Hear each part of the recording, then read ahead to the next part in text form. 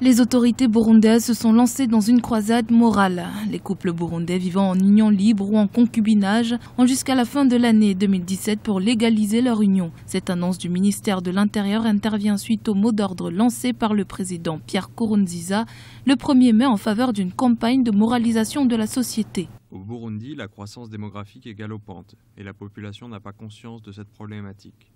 Il y a des deuxièmes, troisièmes femmes qui ne sont pas reconnues par la loi. Les Burundais doivent comprendre que chacun est responsable de sa vie. Nous voulons de l'ordre dans ce pays.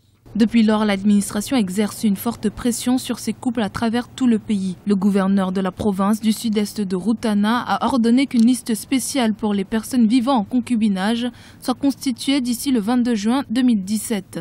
Dans la province de Bubanza, au nord-ouest du pays, le gouverneur a exigé la mise en place de sanctions pour le moment non spécifiées contre les couples qui n'auront pas légalisé leur union d'ici la fin de l'année.